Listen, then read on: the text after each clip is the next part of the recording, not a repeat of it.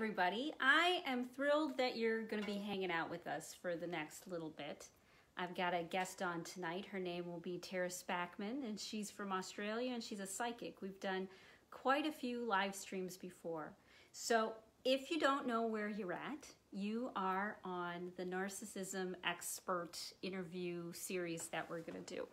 And for over the next few weeks, we're going to be doing topics on different narcissistic sorts of things. And tonight we're doing how to spot them. So they're going to be on Monday and Wednesday. And Lynn's here and Anne Louise here, both super exciting. So we're just waiting for Tara. And let's see, not here yet.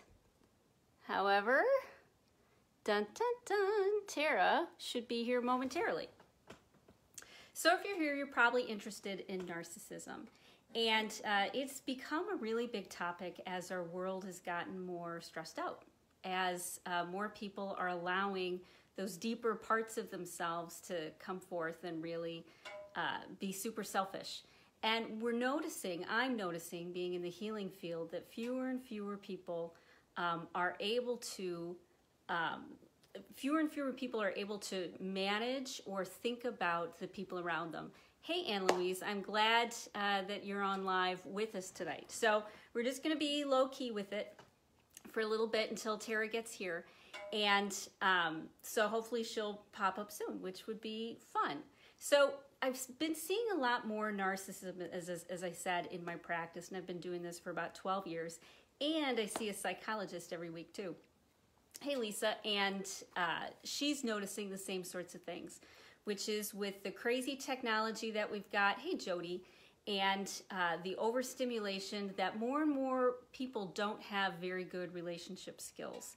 And because of that, because they don't have those relationship skills, we all are ending up bringing forth the worst parts of ourselves. And narcissism, yeah, it's considered, a personality disorder, but it's also something that all of us have in order to survive. So at different times in our life, we've ended up being more narcissistic based on whether we could survive the situation or not, based on what we needed to do.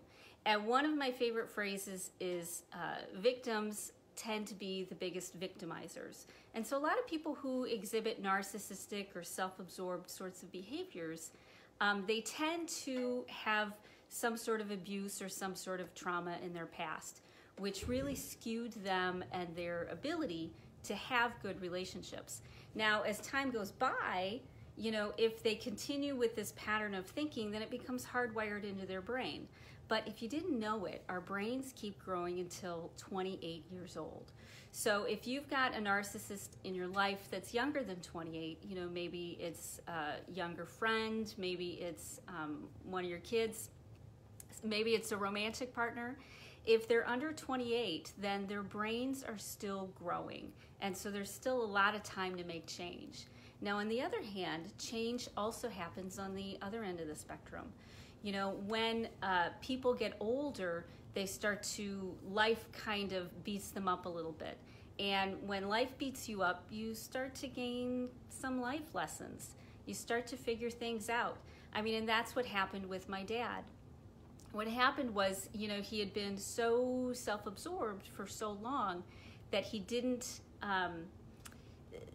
he needed life to kick him around a little bit so that he could get back onto a good path, back onto a path of, thinking about other people. But when we're stressed out, when we're overwhelmed, if we haven't been taught how to have good relationship skills, then we end up falling back into the patterns of being super self-absorbed. So relationship skills and social skills, and to get out of that normal human, narcissistic, self-absorbed survival mindset, it can be trained out. Either life can do it, or if you have somebody in your life that you're going to have for a while, you can learn how to, you can help shape the relationship. You can help shape them so that you don't have a narcissistic relationship. Now, not everybody's willing to put that time in, But I was willing to put the time in with my dad because I really wanted a family. I wanted to get closer. I wanted to have a family before my parents passed away. And so what I did is I decided that I needed to shape that relationship. And so I very purposely, even though I didn't believe it, I had a good friend that pushed me to do this. I didn't believe it at all. And I said, start to give that love that I give to everybody else, that unconditional, nurturing sort of love, and to start giving it to the one person that caused me the most pain, which had been my dad. And so I started to do that. I started to look at my dad as somebody that I could help him learn how to have intimacy and help him learn how to have closeness.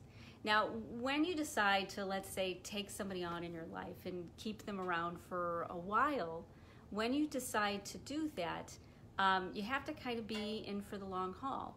So the first thing you always need to do is decide for yourself whether somebody is worth that time and energy and effort that you want to put into it, that you want to put into the relationship. So if you've got a narcissist in your life, one of the first steps that I tell people to take is to take a few steps back and look at the benefits, look at the drawbacks, look at how you feel emotionally, and see if intuitively for you this relationship is worth it. Now, everybody's got things that make a relationship worth something or not worth something. Everybody's got something like that, you know? And so sometimes it's financial security, sometimes it's emotional security, sometimes it's just making sure that you're going to have somebody with you as you get older.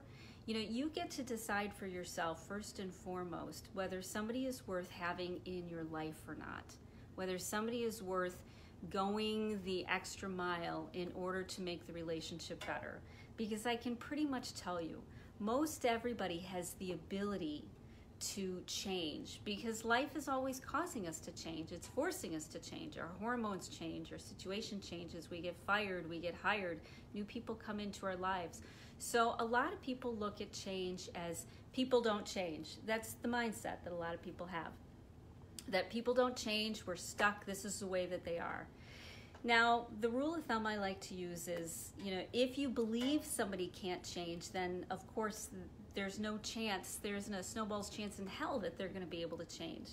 But when you think, when you're invested in somebody and you really believe that you can make a difference in their life, it is one of the best personal growth journeys you can ever be on, because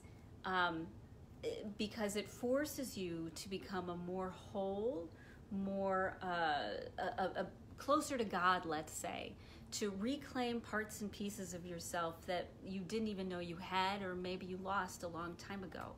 And so deciding to be with somebody who clearly has narcissistic behaviors and selfishness and that survival mechanism, and probably has some sort of trauma in the past and a lot of insecurities.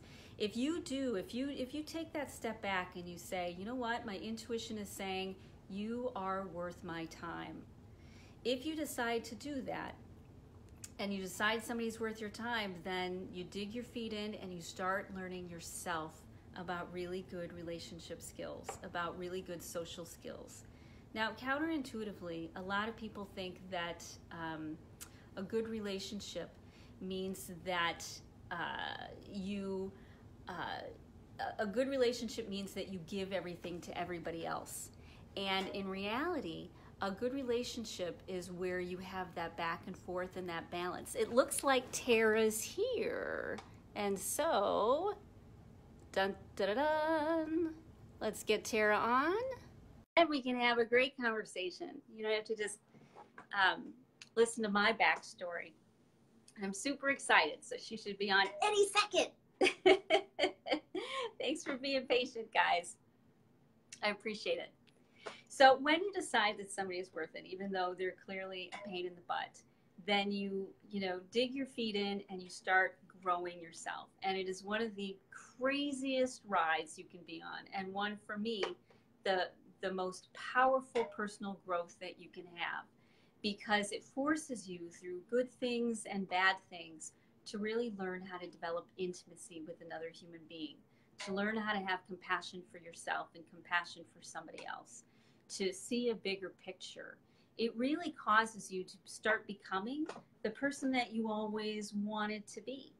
You know, you start becoming the person that you know you can be, that deep in your heart, you know you're bigger, you know you have all these parts and pieces to you. Oh, looks like Tara isn't here yet. You look for all those, you start to regain all those parts and pieces of you, and life gets a lot better. So you have to choose the person you're going to be in relationship with well. You have to put some time and effort into it, into your relationship. All right, let's see. Nope, not yet. All right. You have to decide whether they're worth it. Now, some people you go through life and you're like, no, I don't get enough from you. I don't get enough value from you to make my angst and being ripped apart into tiny little pieces. It's not worth it to me. But if somebody is like my dad, then it causes you to face yourself. And I can absolutely guarantee the more work that I did on me, the more I was able to love and support my dad through his healing process. Because at the core of it, narcissism is about healing. It's about being able to help the people around you heal. Tara's here. Let's see, and she's ready. Let's see, I can get her on. Hey, Tara, maybe put in a guest request again. And because it said there was no answer before. So put in a guest request and we'll pop it on the screen. So my dad was worth it because you only get one dad. But a lot of people, they've been in their mindset of narcissism for so long, you know, that they're not willing to look at the world in a different light. Now, a lot of people also think you need to do something dramatic, that if you're going to start to shape your life and start to shape your relationships, that it has to be something that's huge and tremendous. You know, it has to be some sort of breakdown. It has to be a confrontation. It has to be an intervention. And that's really not true. Because when you're working with somebody who's a narcissist, when you're loving them and you want them in their life, you have to remember it's going to be a big cognitive leap for them. It's going to, you know, they're going from all that woundedness where they might even be 4 years old, and you're trying to bring them up to speed so that they can be a mature adult. Okay, let's try it again. So that they can be a mature adult. So some things that you can do to stay on task is to take really good care of yourself. Oh, hey, Tara's here. Hi. Hello. I must have mixed up the time zones. I apologize. That's okay. The reason I couldn't jump on earlier is when you invited me to join, I had actually just jumped out of the shower, so I didn't want to shock everyone. Woohoo! Naked is always welcome on these things. You would have got more than you paid for there. That's all right.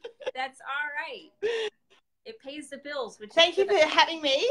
Well, thanks, Tara. So let me tell you what I've been talking about. I've been telling people that that narcissism is both a quality, you know, that people have when they're trying to survive, as well as after time, it can become hardwired into somebody's personality and become a personality disorder.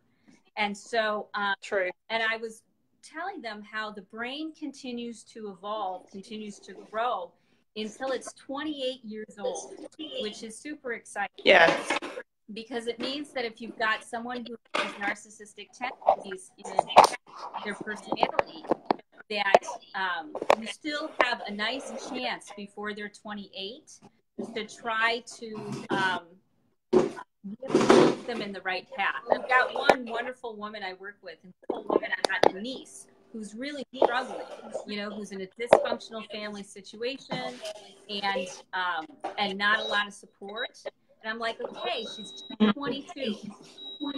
You know what? I'm getting some feedback from Yeah. Yeah. I can hear me Oh, echoing. yeah, that's all right. Yep. I'll just move. Sorry. It's my washing machine. I don't know what's going on the planets today. Okay. You're happy. It's all good. I'm all right.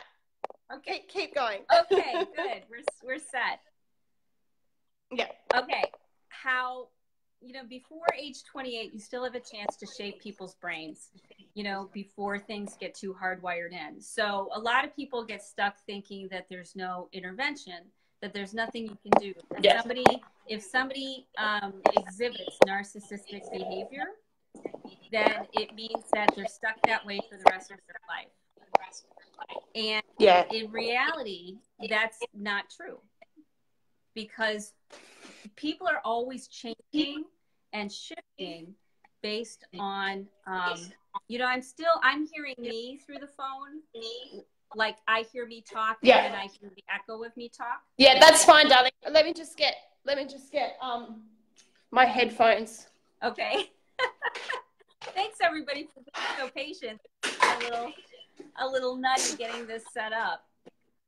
Yeah. So I'm going to give it a second while you get yourself organized. Oh, good. Yeah.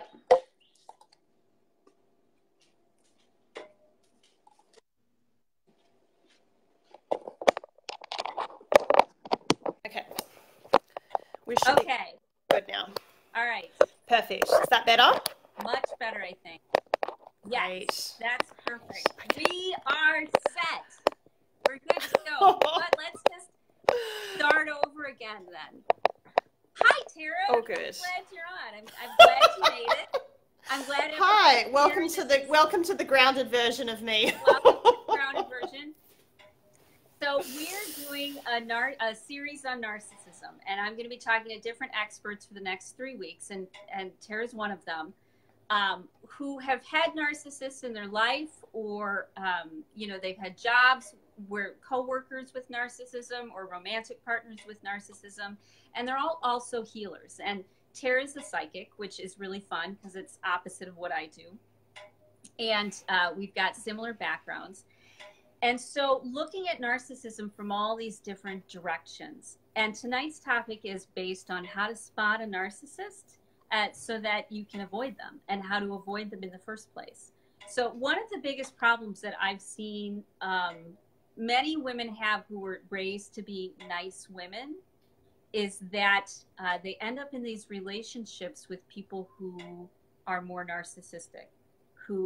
So it's almost like you can... There was this research study about muggers where they went into the prison and they talked to muggers, and they said to them, okay, we're going to have you watch some videos, and from these videos, I want you to pick out the people that you're going to mug. And these were, people who were in jail for mugging.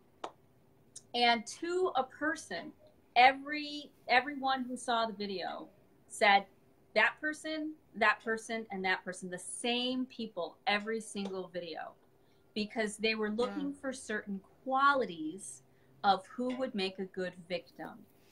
They were looking for how somebody would walk, how they would speak about themselves, how they would react to situations. And they might watch them over several days, or just be able to spot them instinctively of who would be somebody that would allow themselves to be a victim, and that it would be easy, because nobody wants somebody who's going to be hard, unless they've got mental issues. Most people want somebody who it's gonna be easy to take their money. It's gonna be easy to threaten them.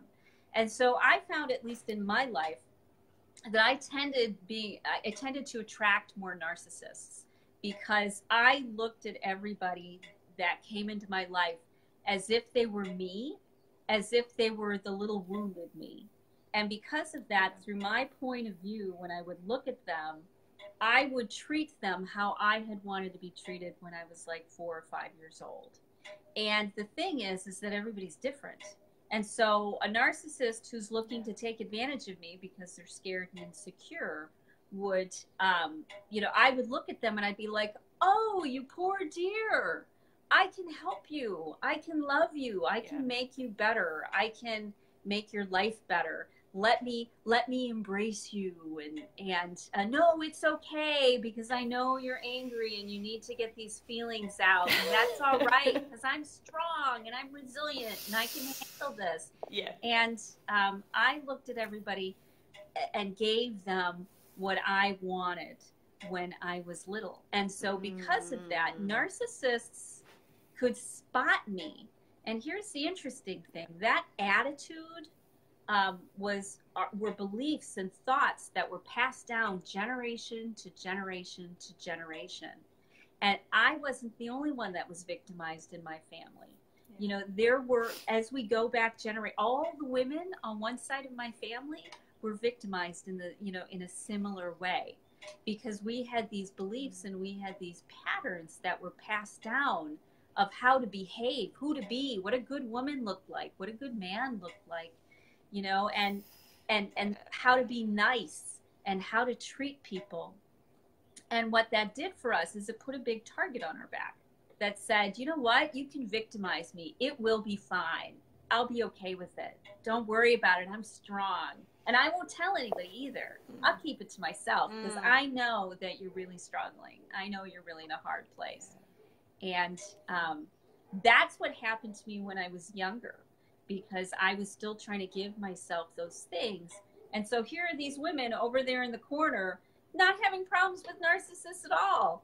You know, they get decent people. They get people that treat them well. They get, and I, would get the crap. I get the stuff that was the bottom of the barrel. So, that's, one of the things that I really had to work through. So what are your thoughts on some of that? A couple of things really everything you say resonates, because we have been on very similar journeys. But I'll just pick something out that you said around what it means to be a good woman. Because and this whole learned behavior, we get shown from a young age it's all based on the mother. If we have a female role model, it doesn't matter whether the role model is healthy or not. We come to know that as our experience. And it's not, and children from the ages of 0 to 6, it's just receiving mode. The personality, I think Sigmund Freud said that the personality isn't actually starting to be shaped, and the independence aspect isn't starting to be shaped until the age of 6. So you've got 0 to 6 where you're just a sponge.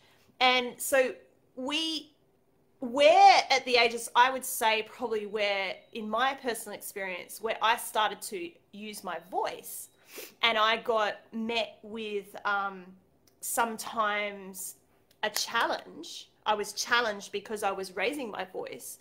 And this is what happens. You get to this point where you start voicing yourself. And if you're met with support, you come to trust that voice. But if you're met with a challenge or resistance, if you're met with that, you can start to doubt yourself from a very, very early age. And it shows up and it manifests, and it's narcissistic. When we're attracting narcissists, it comes from what you said before, a belief about yourself. It's the belief that somehow we have to be told what we should think because our voice isn't valued. So when we learn from a young age, and it could be inconsistent, it could be that what confuses us even more is sometimes our voice is valued when we say certain things, when the person agrees with us. But when we are met with opposition, that part of ourselves, our soul remembers in our body that age where we were met with resistance, and that where we were told that there was something wrong with us for thinking a certain way. So when we have that into us, what happens is that we actually really start to doubt ourselves from a young age. And it's this very wound of self-doubt that attracts the narcissist. Right. And this is the problem, because and as you said, and I resonate with what you said around, you see all these other women having, and even in our family, We see, you know, our siblings, if we've got female siblings or cousins, we see them attracting guys that are just really lovely, and then, you know, in the case of what you and I have had experiences with, we seem to attract the scraping at the bottom of the barrel type thing. You know, we seem to attract people that, and on Hay House Radio, I heard a spiritual teacher say this, that we attract people that are only giving us table scraps. And then other women are attracting men that give them a full meal. So I like this analogy because when we are as empathics, and we give this beautiful, unconditional, amazing love, and we tolerate a lot, what happens is we pick up the scraps of what the narcissist is giving us. And we're hoping to be full from those scraps. And we can never be full from table scraps. What we need to be looking at is what do we want to accept into our life? And really what we should be looking for is someone who gives us a full meal, so we never go emotionally hungry. And I really love that analogy because it's exactly what it is. And this is what I deal with my clients. They're saying, oh, they did this really nice thing. So they had one nice thing, right? And then they use that as like, oh, they did that, so they'll do it again, right? They'll be nice again. But in the meantime, they're feeding them all these table scraps of horrible behavior that as empaths, we just let it slide. And we let it slide because we don't really truly believe that our voice and our reservations, our hesitations, our red flag moments, we don't believe them enough to the point to say, hey, this is not okay. So that's my experience with all that. So yeah, I really like that analogy because when I heard that, it made so much sense. I realized that that's what was going on for me, is I was accepting what I should not be accepting. So I like that you brought it around because, yeah, because for me, it wasn't that I didn't believe my voice had value. That wasn't my challenge. My problem was not that. My problem was I couldn't understand why everybody couldn't see how cool and interesting I was. I couldn't understand why I knew that I had this vivid, rich life and I had really interesting things to say, but I didn't believe that anybody else wanted to hear it.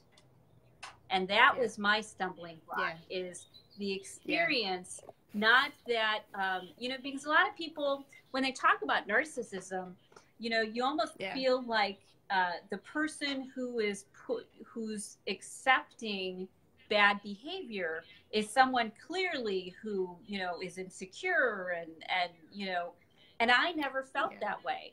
I felt extremely secure. I felt extremely smart. And it was that strength that, and that ability to stay resilient that ended up getting me into these relationships, because I was the only person who had the ability to put up with this garbage. And to stay balanced and to keep moving forward, you know, and that was one of it, is because everybody else put these hoops out, which is one of the points I wanted to make tonight. You know, if you think if you're getting new people in your life, one of the good rules of thumb is to give them some hoops to jump through, give them some bars to jump over. I had a gentleman who was a stamp collector, and he started to get, he wanted to buy stamps from somebody new. And so what he did is he gave them a small order to see how they would respond to that. You know, did they get it on time? Was the price right? Was the quality what they said? And then when that came back and everything turned out okay, he gave them a bigger order to see if they would be able to respond to that. And so I think a lot of women who were raised, you know, to believe that what they wanted would matter to other people, they would put these hoops out. And you know, the same narcissist would be attracted to them, but because they wouldn't jump through all the hoops, you know, then they ended up finding somebody like me, you know, who would say, "Oh no, I have no hoops. I have nothing. I want you to feel loved. I want you to feel welcome because I care about everybody. Because I love everybody, and I want everybody to feel love. And I can do it. I can do it." So, you know, it's as if these wonderful women, they learned that they had great value. And because they had great value, they weren't just going to let anybody into their space. Whereas me, because I was desperate for people to care about me, I'd let anybody in. I just want to love everybody. But I think Rita, what it is that when we're highly evolved beings from a young age, we see the potential in people. We see aspects of them where they voice to us, you know, oh, I really want to achieve this and I really want to do this. And they show what narcissists can do is they're very aware of being able to show vulnerability when it creates a bond. But I think sometimes they're very hyper aware of that they give a little bit of vulnerability, and then that makes the empath trust them and see their potential. And when we fall in love with potential, what happens is we're constantly looking for that. We're constantly looking for those moments where they're actually feeling empowered. And this is where the narcissist is actually really a wounded child. Yes. Because whatever the age of the trauma that they experienced, it is said that apparently when people go through moments of crisis in their adulthood, they return and regress back to that age. They return to that emotion. Where you felt the least amount of love. Yep.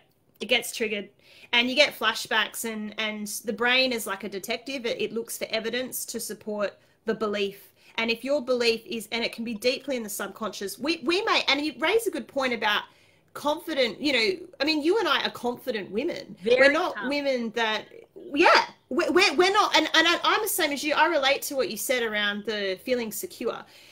You know, being secure in yourself is I think one of the reasons why sometimes, because we are secure in ourselves, we can kind of separate ourselves sometimes from their behavior and look at it and go, oh, you know, you're just having a bad day, you know, I'll accept it because, you know, I know you don't really mean it. And this is where the narrative starts, like what you said, the hoops ain't there. Right. they're away. They're not there. They're not there. No. Exactly. Well, it's so, you know, Oh, well, I was going to say, you know, when you're raised in a family that's more narcissistic, one of the things that happens is you get hardwired for a little bit more adrenaline. And so... Yes. So one of the things that, you know, someone who's exhibiting narcissistic behaviors do is they can be very fun and exciting to be around. Yeah. Because they go back and forth. They've got stop and go, and there's nothing in between. And they're so I've spoken to people about lies before, and I used to work with some Native Americans and a lovely group of people. But one of the women who I admired said, you know, I can always tell when somebody is lying, and what happened for me when she said that was I was like, wait, I'm not lying, because she was probably referring to me because she didn't really like me very much. And what I was showing and what I was feeling were both true. They weren't opposite. And that's the same thing when you've got a narcissist in your life. Like my dad.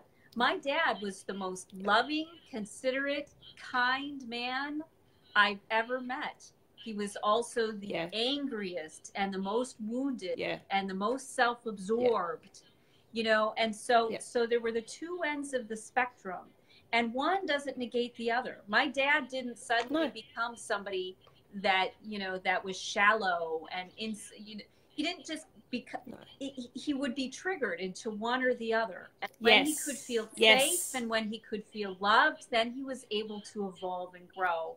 And when he was overwhelmed and stressed out, and we had a lot of stress in my family, you know, then he would respond the only way that he knew how, which was to find a way to deal with all of this intense anger that he would get and frustration.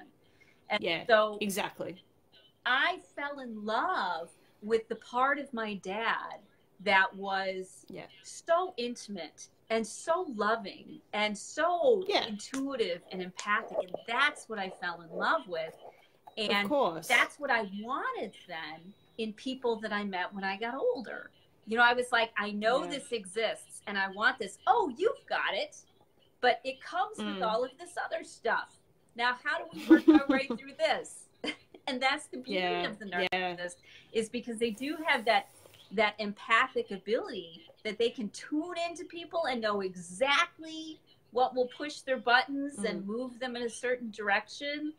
And that's what gets a lot of women hooked, because they get treated for, you know, in glimpses and moments to this intense, beautiful, connecting sort of experience. And it's true whether it's a coworker, you know, because they know they've been listening and they know you like caramel brownies, and so they're bringing you caramel brownies.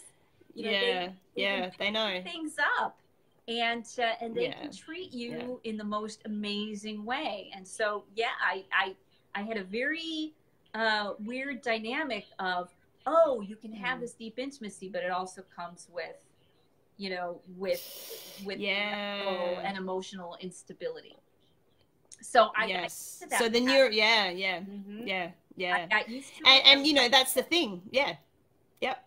And it comes back to learned behavior. It comes back to what neural pathways are being created from a young age. And you raised a good point about the whole levels of love. And it is something that I've coined a phrase of degrees of love. So what will happen when we're having narcissists around us is they'll give us degrees of love.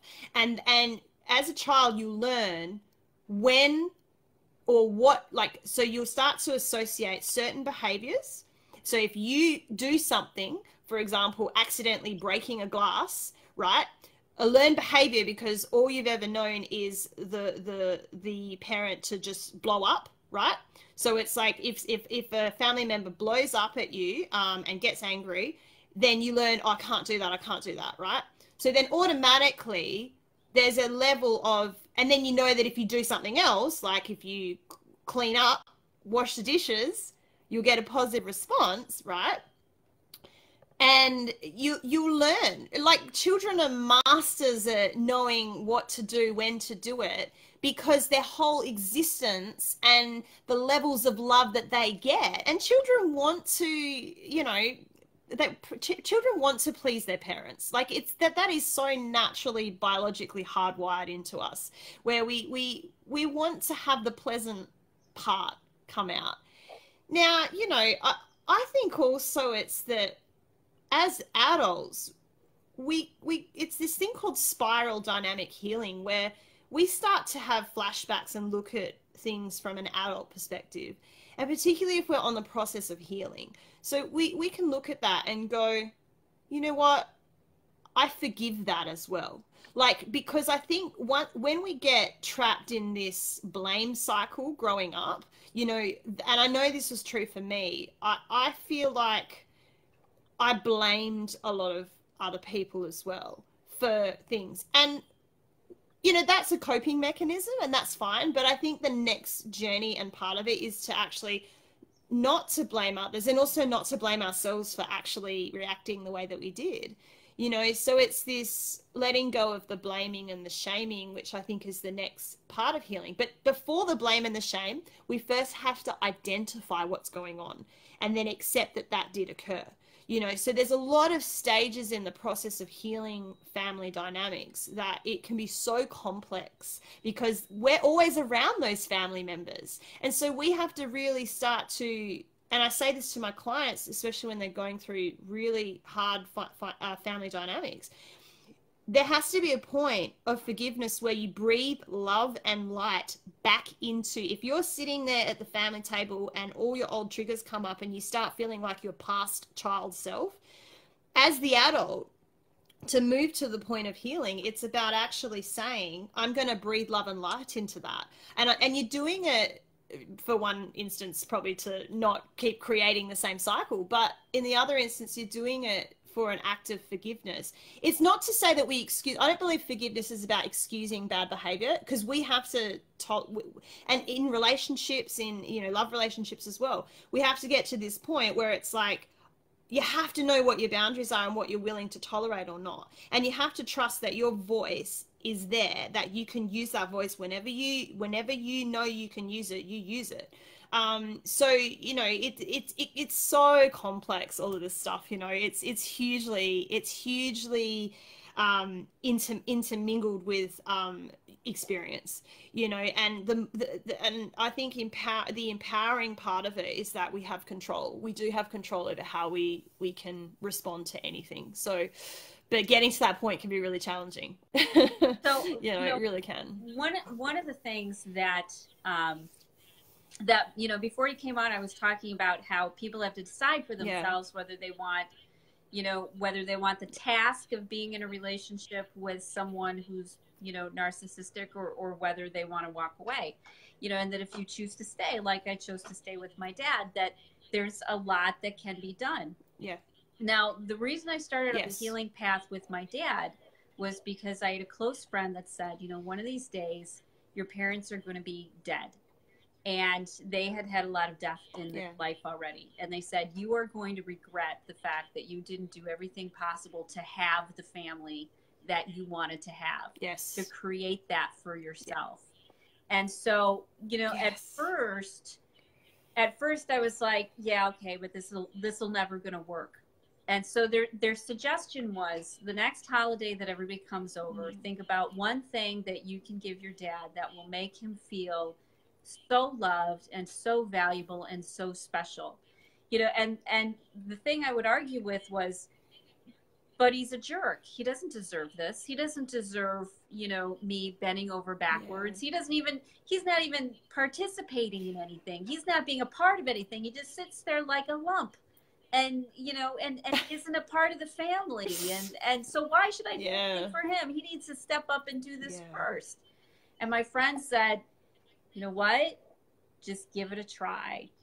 Give it a try, you know, find something that will make them feel really special and see how it works out. And so I thought about it, and I came up with shrimp cocktail, because my dad loved cocktail. That's nice. Yes. And you know, it's really yum. Yes, exactly. He loves shrimp cocktail.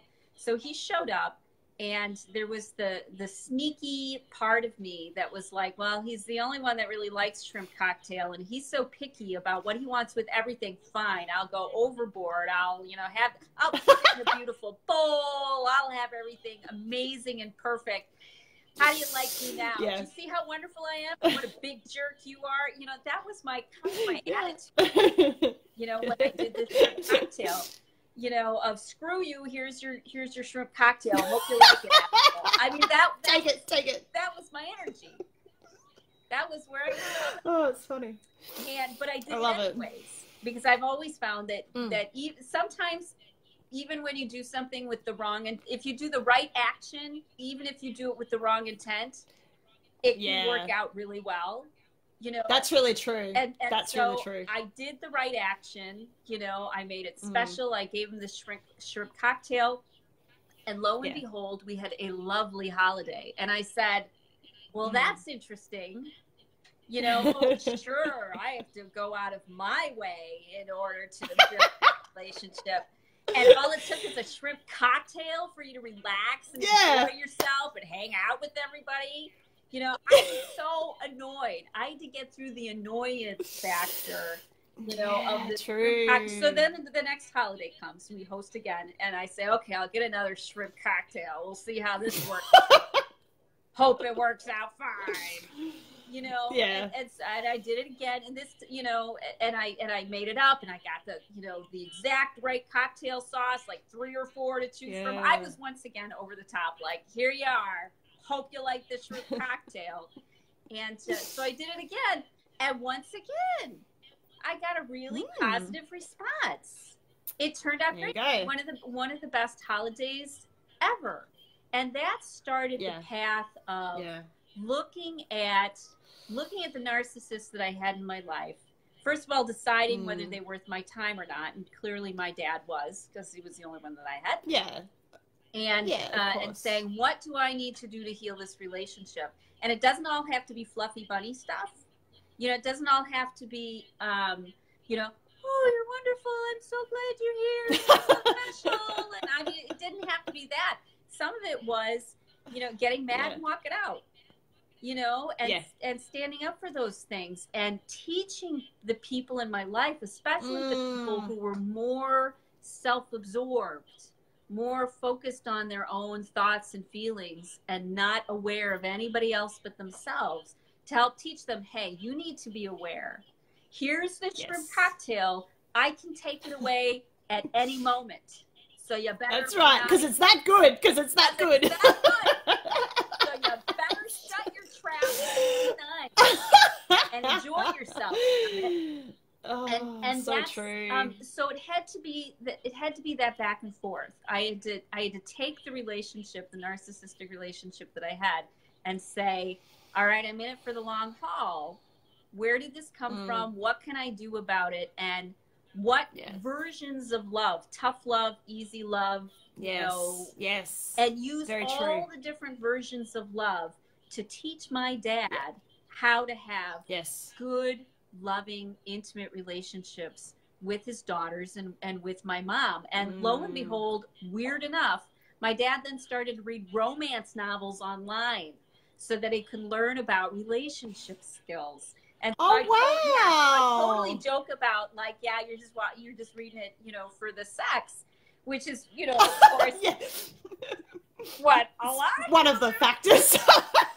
One of the reasons. Right. You know, and he'd be like, no, it's so I can, you know, for the relationship skills. So my shrimp cocktail, you know, my stupid, here's your shrimp cocktail, you know, has turned into my family coming together, and then us starting to learn how to be vulnerable with each other and how to nurture one another and how to trust one another. So that's one of the success stories.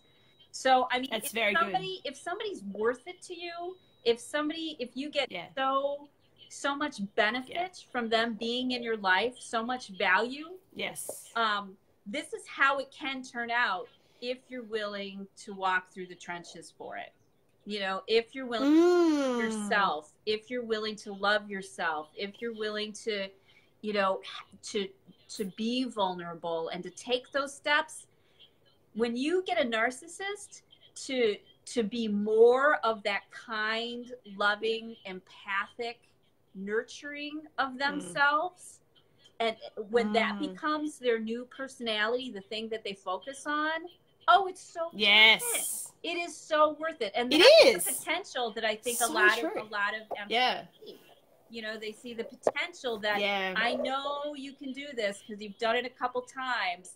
How can we get you there? But we go the wrong route. We go the route of, you know, I'll let myself be a punching bag, and clearly then you'll change. And that's just not how it works. Because it enables the behavior. And it's funny you have that's what it does. It enables the behavior because it's basically saying to them the unwritten thing, the unsaid, unspoken thing is that, well, you can just keep, as the narcissist, the empath is saying to the narcissist, you can just keep on going with your patterns. I'm going to allow you to keep engaging in those patterns, keep going, and you're not stopping them in their tracks and going, hey, you know what, here's another way. And that's what you did. You showed them another way. And it's, you know, it's the same. I have a food story as well. I just want to share it. Well, I love, I don't know if in America you call it a mud cake. So we call it a mud cake in Australia. So it's a really rich chocolate cake. Oh, like, do you call it mud cake or? Yeah, it's probably like that. Okay. Yeah, it's like super lots of chocolate. You know, just I love chocolate. Sure. And so I used to be a high school teacher many moons ago, and I only did it for a year. I was like, well, it was ages ago. I only did it for. I was a kindergarten teacher for a year. I told you we're the same person. So yeah, I did it for a year when I was 24. This is going back 10 years ago. And, you know, there was a teacher there that was very jealous of me. And I don't say that lightly. Like,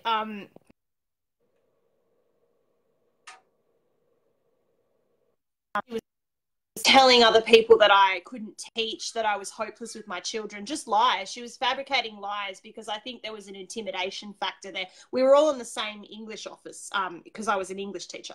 So what happened is that it was getting to this point where I was hearing so many stories from other people about how she was bad-mouthing me. And I thought, how do I approach this? Because I can't prove that she said this. She's saying this behind my back.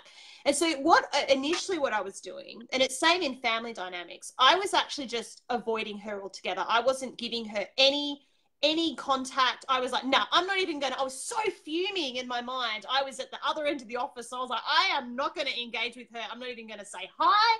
No, screw this, right? And I was feeding it because she, obviously, at any point when we first interacted, maybe she caught me on a busy day, and then she, from that moment, had an idea about me that I didn't want to know her. And I believe that that's what happened. So what happened is I had to change. I had to put another seed in her mind. And so what I ended up, and because my mum was a high school teacher, and she was really good to help me nut out all this stuff, really to work it out. And I said to her, I don't know what I'm going to do. Like, how do I solve this problem? Because I wanted to be at the school, and I didn't want to be, hearing this stuff. And I thought, this is crazy. I don't want everybody else to thinking that I'm not good at my job. My ego stepped up. But then, so what I did is I thought her birthday was coming up, and I thought, I'm going to make her the best cake in the world. And I went so over the top. And it's this whole thing of killing someone with kindness, killing them with kindness. And you know what? She was so shocked. Like, I saw the speechless, energy. And I just said to her, I put the cake on the table, and I made everyone sign a thing saying happy birthday. And, she was so shocked. She was like, and then from that day forth, she said hello to me every day. She acknowledged me. She was like, and I never heard any bad stories again.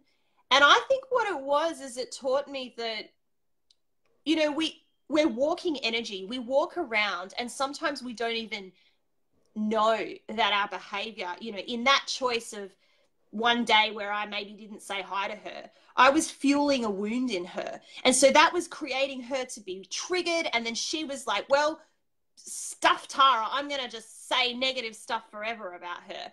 And then in that moment where I changed the dynamic and I changed the narrative, because she could no longer, because everyone in the office had seen the nice thing that I'd done for her, she could no longer tell those same stories to people. And look, we all do it in different ways. Maybe it's a gift and all that. But it is that kind of surrender flag. It's like, hey, I surrender. Let's just start again, hey, because we got off on the wrong foot. Mm-hmm. And in work relationships, in family dynamics, I'm glad you brought up the family dynamic. I just wanted to add that food-related work story, because it's the same thing, is that with families and work, we don't get a choice. Sometimes we have to be around people, right, that they're always in our circle. So love relationships are different because we can, choose to leave. But when we have children with someone, that's a different story again. That's kind of similar. We can't necessarily leave and never speak to them again if we have children with someone. So, there's these modes, and I'm glad we're talking about that. And, because we love food, and well, it's a big thing. And oddly enough, I did the same. I didn't make a chocolate cake. But No. It's the same sort of work relationship, idea. Yeah. Of, mine's weird about a Christmas party, and there was, this woman who didn't have many friends, and she made everybody mad all the time, and, didn't have any social skills. And, I got the Santa on the table, and she thought it was hers, and okay. No. And so the next day I left it on her desk with a note saying, I'd really like you to have this. And she and after that day she wanted to be my best friend. So here's my caution tale. You really have to be careful. It's love. If you think about a narcissist, one of their superpowers is the ability to tap into just the thing that will touch you, both positive and negative. You know, just the thing that will touch you at the deepest level possible. And, you know, when you use this with other people, when you have the ability to do the same thing, to touch people at the deepest level possible, you have to be kind of careful. You have to be careful that you aren't developing a relationship with someone that you don't want to have a relationship with. You know, because as I said at the beginning, it looks, but like I said at the beginning, you have to choose for yourself whether someone is worth going the extra mile for. And if someone isn't, you know, if you don't want someone to end up being your best friend who's a narcissist, and you don't want to help them through this journey, you don't want to help them grow as a human being, I mean, like really, and go through with it, then you have to be mindful about how much love, you know, that you give them. Okay, Tara's back. Okay, add. Okay. So you have to be a little bit careful about that love that you give. So in that situation, you can actually be a narcissist too, because Hi. hey, you're back. So I was giving people the cautionary about it. You know, before you came on at the very beginning, I was saying you have to decide for yourself whether somebody is worth your time and energy or not. You know, because if you do decide they're worth it, let's say my dad was, you're going to go on a roller coaster of a ride, and you have to be prepared to do that. But if you're not prepared to do that with somebody, and they are that wounded that they behave in such an aggressive sort of way, it means that they probably don't have a lot of friends. It means they don't have good social skills. It means that they're extremely emotionally lonely and isolated. And when you do that thing, when you're the one that taps into that, I know what's going to make you feel so good, and you do this for them, and then you decide that you don't want to have a friendship with them, that you are just, you know, now you're the one that's manipulating somebody's deepest desires, you know, giving them the kitten, giving them the thing that they always wanted to have, and then saying, you know what? No, you're really not worth it to me. You're not worth me going on this journey. Sorry. And this is how we inadvertently be extraordinarily selfish towards people who are really wounded. You know, and so that's true. I had to be very careful, because it was like I just touched the deepest part of this woman by being nice to her, because nobody else is nice to her. You know, because so aggressive and so mean, and now I'm a magical unicorn because I'm the person that touched her in that intimate, deep way, and now I'm abandoning her like everybody else is. You know, they would do that's everything. A hard one. They would do everything they could maybe to get somebody to like them, but somebody wasn't in it at all for the relationship.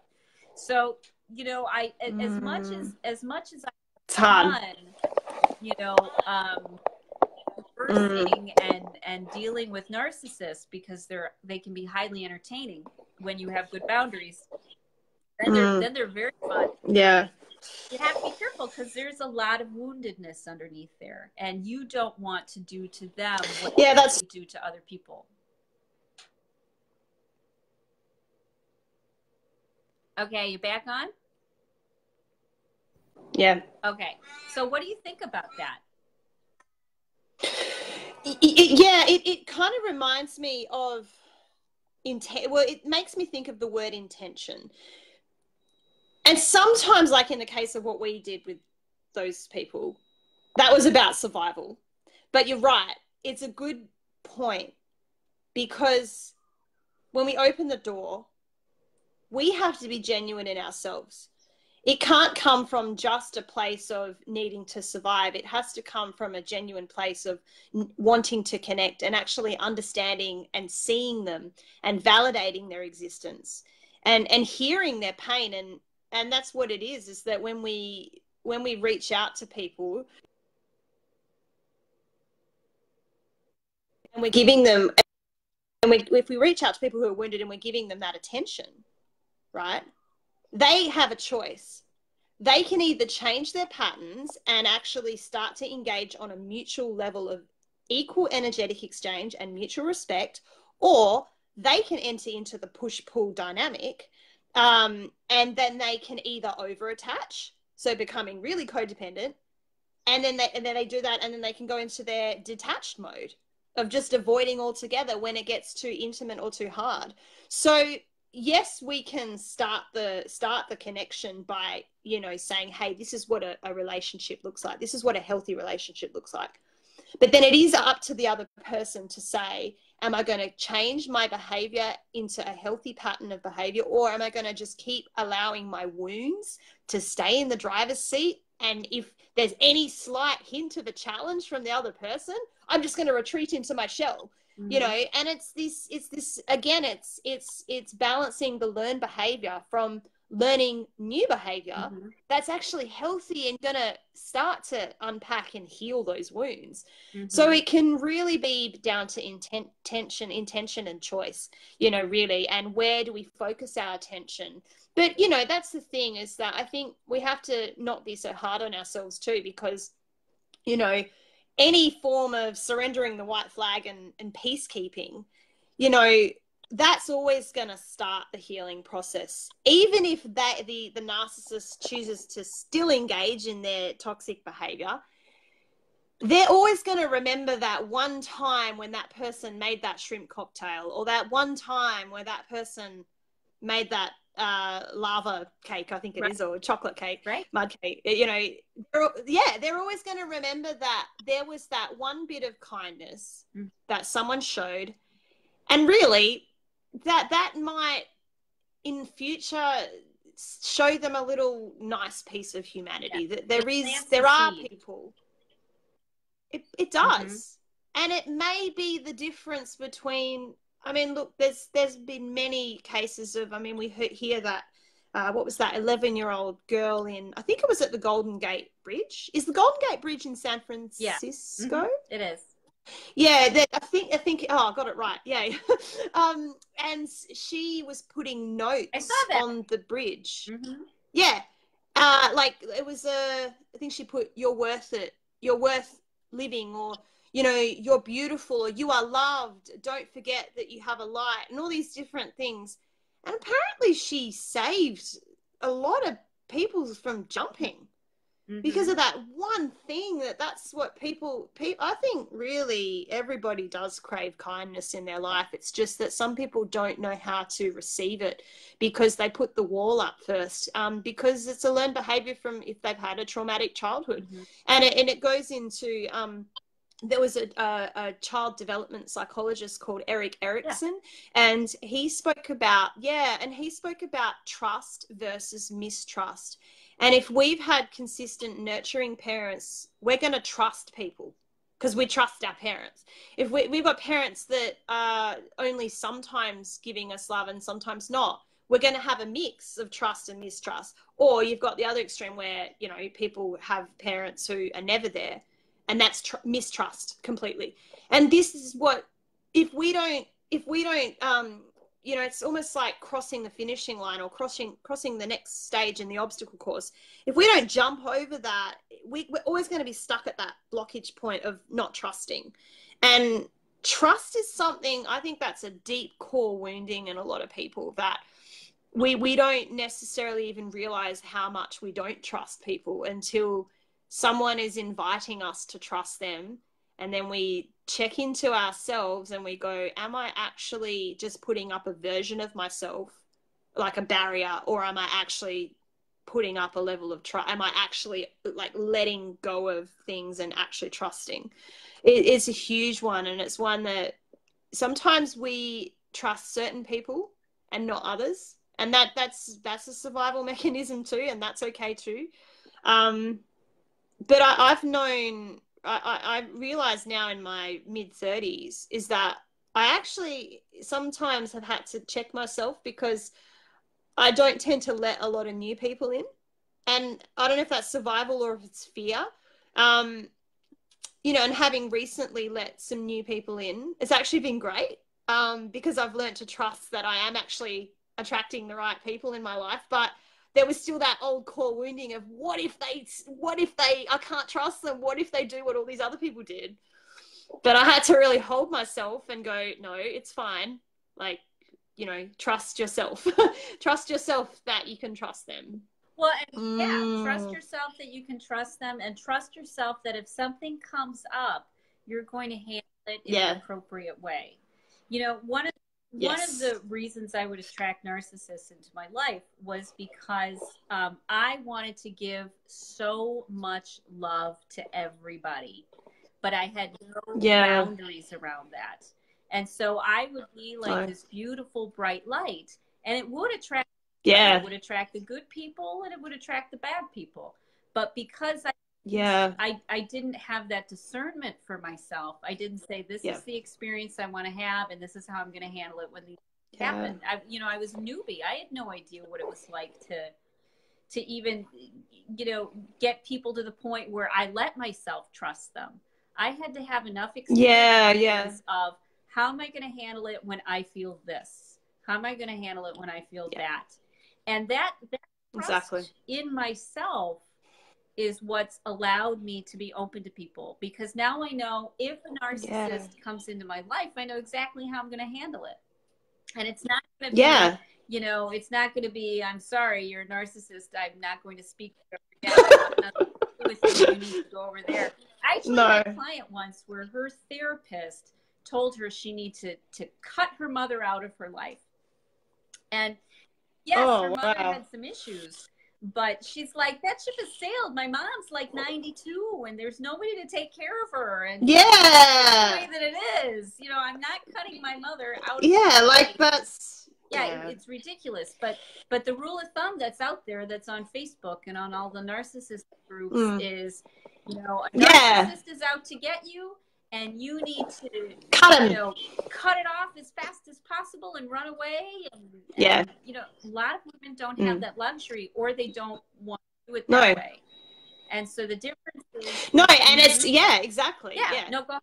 Well, that's exactly right. What you say is that I think this is what I get irritated by with Facebook, is that there's this spiritual article written, how to spot a narcissist and how to get rid of them.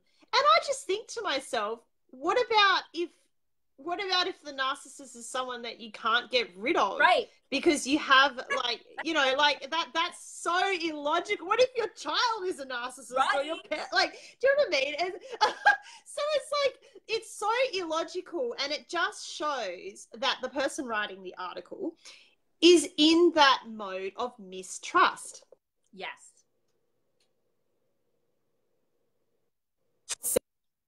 What are you going to do? Completely cut them out, because you don't trust that you have an ability to handle, you know, or just temporarily put them at a lesser in your life. You know, that there can be degrees of separation. It doesn't have to just be, let's get the knife and just completely cut the cords. I mean, sometimes it's necessary, sometimes it's not. And this is where it's like, there's no magical formula for life. I think Facebook is sometimes very guilty in spiritual articles of saying, this is the perfect way to live, and here, buy my course. Right. And I'll tell you the perfect way to live. It's like, no. You know, it's the problem I've had with personal development stuff for decades now, is it's a great economic model designed to get people to keep giving you money. Because it's like, if you didn't get it, you know, from the first book, it's because you don't want it enough and your intention is wrong. You did the process wrong. And so maybe if you you might be able to get it. And I thought that's completely ridiculous. And then a lot of spiritual leaders, it's so dangerous. This mysterious, and it is magical and mysterious, but they say there's no guidebook. There's no guidebook to healing. And I'm like, no, there's very specific things that you can do that do your work, that help you heal, that help move energy. And you know, you don't have to just hope and pray that that God will bring you the right person. I mean, there's that influence, of course, but God also wants to sit there and be like, oh, no, not this one. Or, oh, yeah, some discernment. Yeah. You know, but Rita, there's a lot of we're seeing the death of the guru now. We're seeing now that people are no longer in the collective consciousness entering into a worshipper guru dynamic. And you know, I mean, yes, there's been, and I'm talking about spiritual gurus, but I'm talking about, like, you know, people that position themselves as experts, and they say, you know, and they don't want you to know everything. They don't want you to find out that elusive truth. They don't want you to know that, because that they are in the business of codependency, and they want to keep you hooked in. Every guru that has, like, and I look, I don't want to like name and shame all gurus, because there are beautiful people out there, but there are and that are actually encouraging people to help themselves. But there are some that, and we've seen recently in the news, the Saint John of God Brazilian faith healer who's been jailed. Right. Whoa. Right. And there was like incidents of like women kept as slaves for like harvesting babies. It was crazy. But he's in jail, and you know, he had millions of followers. Wayne Dyer, you know, got work done from him. Oprah were like, everybody. I'm gonna spend my kids' college fund to go. Yeah. Yeah, it was really weird. Yeah. And but I think why it happens, and it happens in the love relationships too. Somebody worships the person who's the expert. But why? Mm-hmm. Yeah, it happens, and we see it playing out. But why it happens, I think, is because, you know, I think this is where it's like we're trying to, in the spiritual evolution, we're trying to bypass our humanity, and it is not so. Like that, we can't. We have to embrace our humanity, because, like, I mean, if we don't, we're just going to be sitting up on a rock meditating, putting our finger in our ears, going, oh, there's nothing bad going on in the world. And that's just not true. There's plenty of horrific stuff going on in the world that we need to be aware of, but we shouldn't actually then allow that horrific stuff to actually squash our energy either. We have to be the bringers of and the examples of healthy relationships, because if we're shining a light on things, then hopefully, and this is not to have like worshippers, this is just to say, you know what, here's a way that you can, and here's the answers, and here's the practical strategies, here it is on a platter. Like, we're not going to hide it. We're just simply going to say, this is what it is, take it or leave it. If it resonates, great. If not, find someone who does resonate, that helps you to actually get on that equal plane with people. Because, and I think that is about embracing our humanity, because I think there's too much out there of, you know, get to this next level of ascension like it's a computer game. And we have to forget that our character is the human. We are the human in the game. Like, but people get very stuck on the idea of, you know, I'm a spirit having, you know, I'm a spiritual being having a human experience. Yeah. And we are. Yes, we are. But that's not all we are. Yeah. And so So one of the things that is a side effect of choosing to, you know, and when you've got a narcissist in your life, as you said, you can choose to be as far away or as close as you like. Yeah. You know, you get to create the distance. But the key for me was, you don't stop loving them. In fact, you still love them, except sometimes you need to love them from a great distance, and sometimes you can love them up close. And that's you determining for yourself the experience you want to have, and saying, you know what, I'm not abandoning you like everybody's abandoning you. No. I'm staying right here, but these are the parameters. I had a great These are the parameters, once said, she says, you don't have to leave anybody. Be yourself, you know, be authentic and loving, and set those, you know, set guidelines for what you want things to look like. And if they want to, then the people who aren't meant to be there will leave, because that's true. Because you changed the dance. So, you know, I still like to love everybody. You know, I still like to That's send all that out, but what I've done is Yeah. I've changed, one, what love looks like. Sometimes love looks like me throwing down my napkin and walking out of the restaurant. That's what love looks like sometimes, Yeah. you know, to make the point. Yeah, So true. I've adjusted Yeah. what love looks Yeah. like, and I've learned Yeah. that, you know what, right now I'm going to love you from 3 miles away, or I'm going to love you from 3 feet away. And I get to determine, Yeah. you know, the distance and how much comes into my life. But I don't abandon people. I don't say, you're not worth it, I'm cutting you out of my life, because I think that just continues the cycle of woundedness, and that comes out in, you know, this crazy behavior. Yeah. I think, you know, yeah, when someone's doing that and being that way, you don't have to engage, but you don't stop loving them. You know, you don't put yourself no, in the love and it. and you raise Go ahead. Yeah. Well, you raise a fantastic point about the empath's attachment to being somebody that can be there for everybody, and that's the challenge for empaths, is to say and affirm to yourself, I'm not a bad person if I choose to say no in this moment. I'm not a bad person if I'm asking for a week off from this person by just saying you're busy. You know, you're not a bad person, because and I just think these good and bad labels, sometimes we can get so attached to that and go, you know, I can only be a good person. I'm only a bad, I'm only good. You know, it's really just, we are who we are, and we make the choices dependent on where we need to be in this moment and what's for our highest growth. Like, what's the action step that's going to serve me in this moment, and that's where we have to just let go of those labels of attachment to I have to save everyone because I'm an empath, and I have to give everyone unconditional love. But as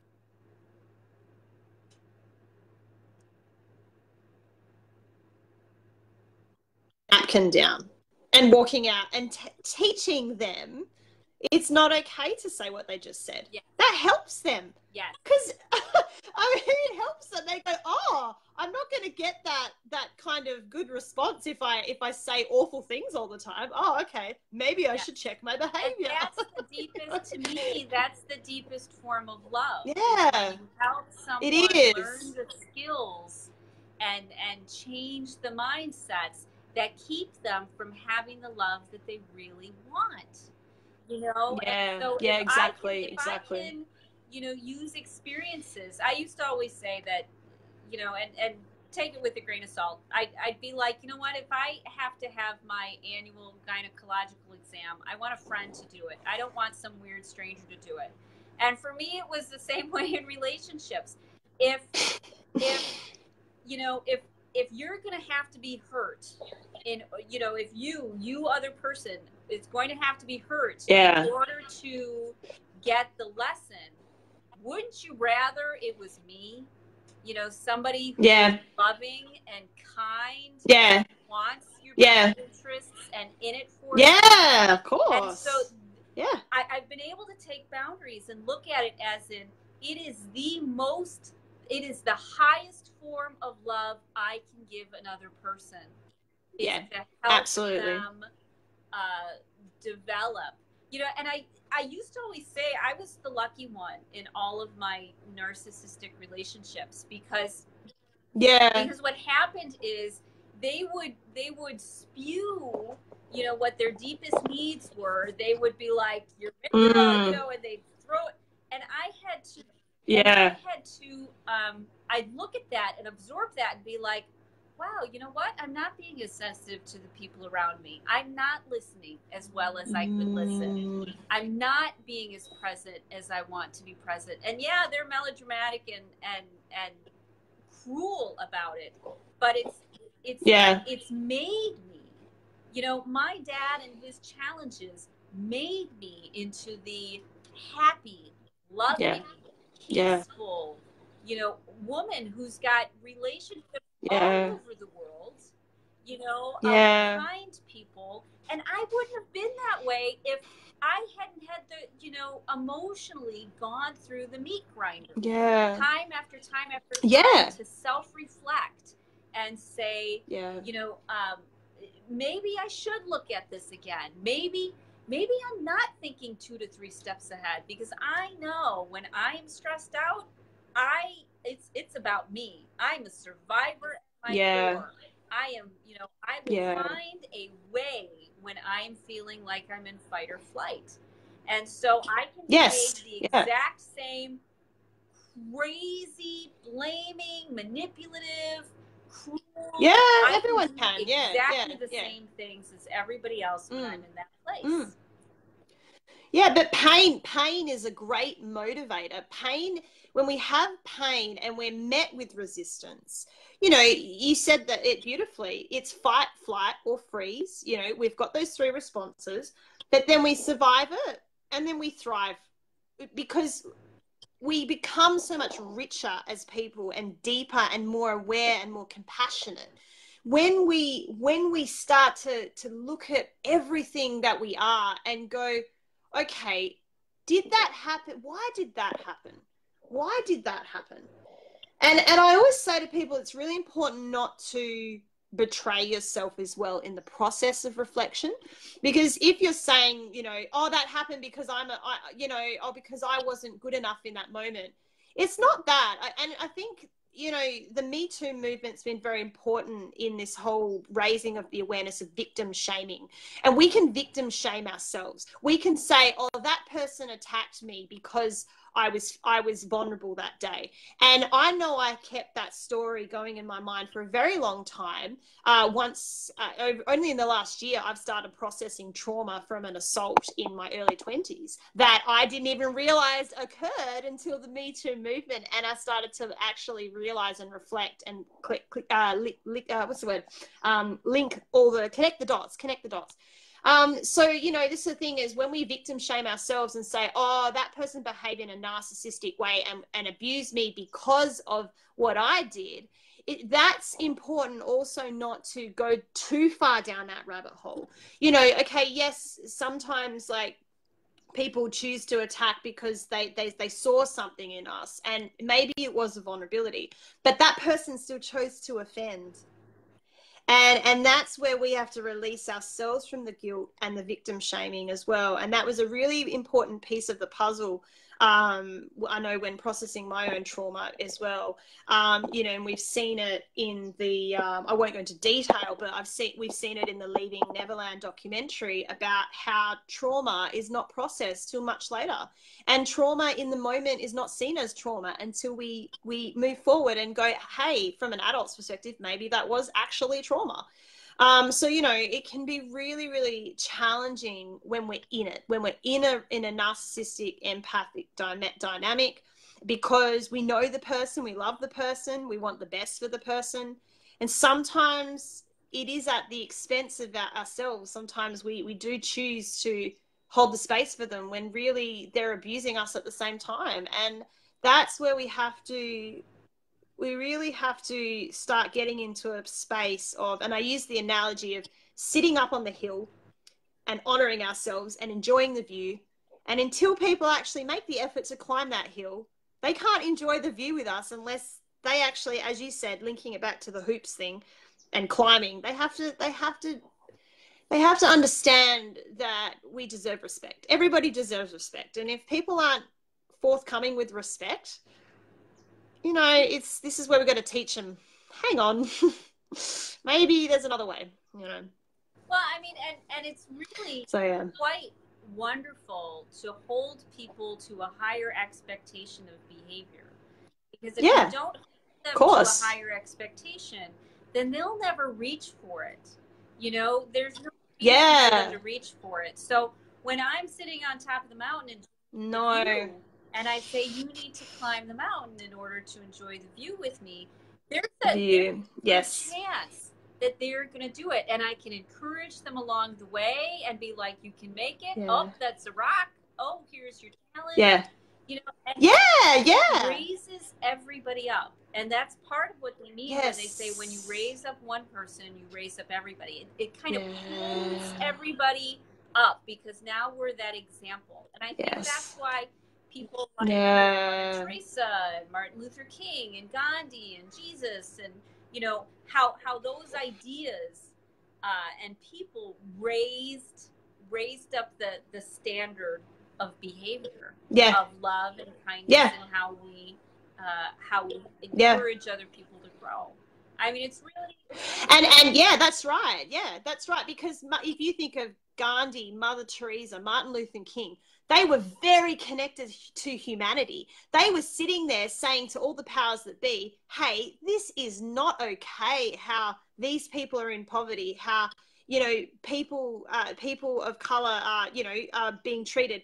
You know, this is not okay, and we need to do something about it. Like, let's do something about it. And that's the whole point, is that they're actually they were asking of people to change their behavior for the betterment of humanity. And if those people didn't speak up, you know, and many others that were leaders, if they didn't speak up, then, you know, it wouldn't be the same place it is today. And, you know, I think we've still got a long way to go. You know, that's the whole point, is that there's always some greater level of way of being that we can become.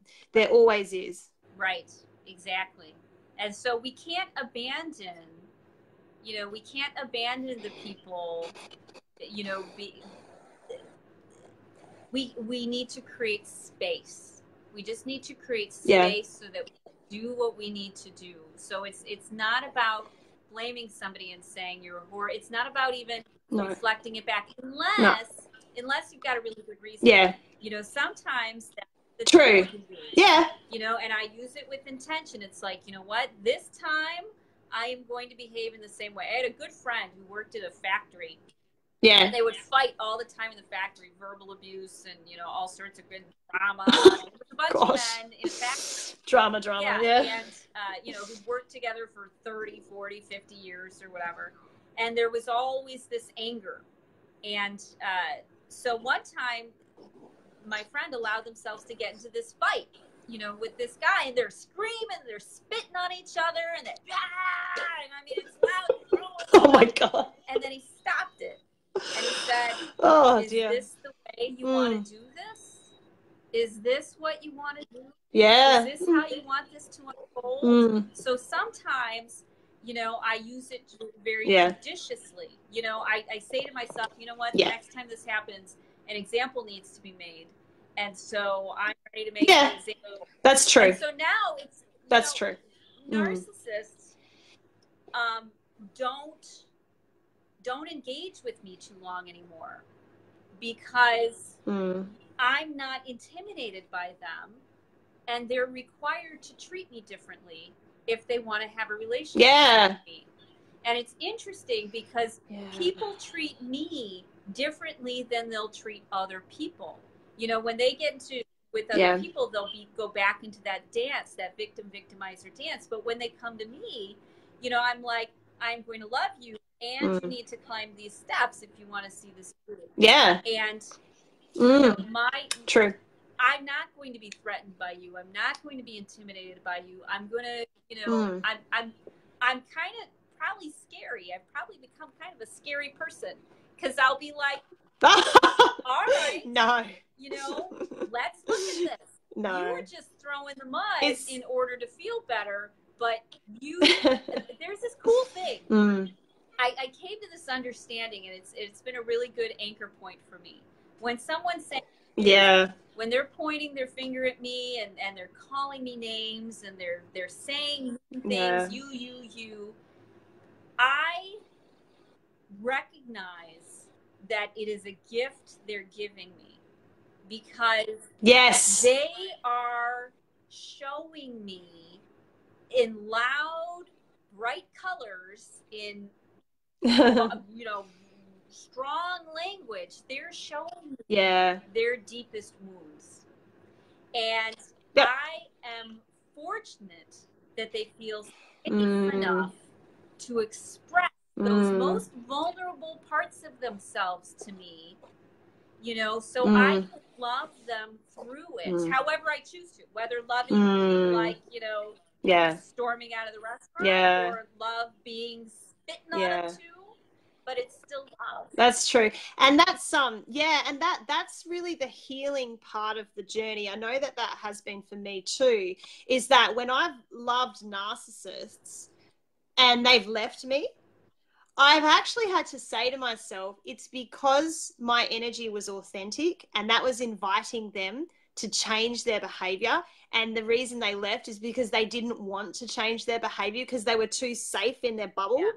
And that has been a healing journey for me to get over my fears of abandonment and rejection, because I realized that that was a gift in them leaving me. It actually allowed me to really honor and strengthen my voice and to say, you know what, I deserve something way better than that. You know, and that's the really powerful healing part of it, is to be kind to ourselves as the empaths when narcissists do leave, because they're leaving because they want to leave first, because they don't want to have to keep going down the intimacy road and then be left themselves, because they have a deep core wounding that they're not good enough. Right. You know? And I like to say, that's the thing. I like to say they're not ready yet. You know, I'm planting a seed. Not ready yet. You know, yes, that's true. I can't tell you how many people that, you know, maybe saw me once and then 3 years later, they're back in my office. They're back. You know, because of that impact that I made, because they then weren't ready for me, but now things have happened in their life. Now they're ready to have that intimate relationship with me, and it's that's very cool. true. And then when I think about my dad, I mean, let's see, he's 30 years older than me. In his 70s, my dad in his 70s is opening up and being vulnerable and loving. I mean, so I've seen people in their 60s and 50s, and you know, the mindset is, well, people don't change, it's just the way that they are. And my mindset is, if they've got a good enough reason and they believe it's possible, then they will change. And so my job is to both give them a good enough reason, which sometimes is to make them so uncomfortable that they need to, that's their good reason. They're really uncomfortable, and to let them know this is possible. This is how the brain works. This is how the body works. We've got neuroplasticity. We can change our change our hormones every 7 years. Everything's changed over. So it's a growth mindset. I help imprint on them the idea that growth is always possible, and it's possible for you. And maybe sometimes it looks like me slamming a door and staying away for, you know, a night or a couple days or not responding. Sometimes that's so what it true. looks like. And other times, you know, it looks like that deep understanding and kindness when they are in the midst of their, because when someone's screaming, yelling, it means that they're in pain. They're in pain. And if I can stay serious pain in a good space, can you imagine the love I can fill that wound with? It's just like those Japanese cups where they crack and you fill them in with gold. And they do the gold, And so now I don't worry about narcissists being in my life. I don't invite them in. You know, I don't be like, come on. But you just, you know, come over here. I'm not afraid of them anymore, because I know I've got my game plan for when they do this. This is how I'm going to respond. When they do this, this is how I'm going to respond. You know, to help. That's very true. And there's nothing. Exactly. Shaping to a higher version. And there's nothing to fear. Like, what did Martin Luther King say? There's nothing to fear, but I think he said that we have nothing to fear but fear itself. Right. And that's true, is that fear, when we can transcend fear, that's when humanity shifts, because fear is what keeps narcissists stuck. Yes. And once they realize and link, and this is where you said about the growth mindset, once they link that their behavior, their narcissistic behavior, is what's causing them pain, once they link that, you know, once they link that the behavior is causing the pain, as soon as they realize, that's the point of change. And that's what you said when you have clients return to you. That's because they have linked that all their behavior is actually causing them suffering. And then that's why they come to you, is because they know that there's a new way, but they need to be shown through learned pattern of behaviors, and resetting the mind, and, you know, the neuroplasticity, you know, making those new connections in the brain. And it's so powerful when people, I'm sure you've felt that feeling of like, wow, when they come back, it's like, right. yes, right, the seed was they're planted. a more evolved version of themselves, you know. And so, like, for me, I've gotten to the point, you know, where I'm like, okay, if you're at this level, I'm not interested in spending all of my time with you. I once had one of my mentors worked with sex abuse victims, and she worked with them. What she would do is she would help recreate some of the sexual traumas, you know, physically. She'd help recreate it, but she'd then help them have a different ending. So let's say before, you know, they couldn't get away, and now this time they get up and they run away. You know, so part of healing is developing self-esteem around a certain behavior or belief. And so, you know, they may creep out and try something new. I've got a friend of mine who does dog training, and I'm not comparing people to dogs at all. I'm talking about neuroplasticity, but she does dog training. You know, and just like kind of men unloading the dishwasher, you know, when it happens, you have to be like, that was amazing, that was awesome, you know. And so when they take that small step, you know, towards trying something new, engaging a little bit different, you know, if we're in this process of helping shape a relationship because it's worth it to us, then we have to be like, that was amazing, I'm so thankful. True. We have to give that love back.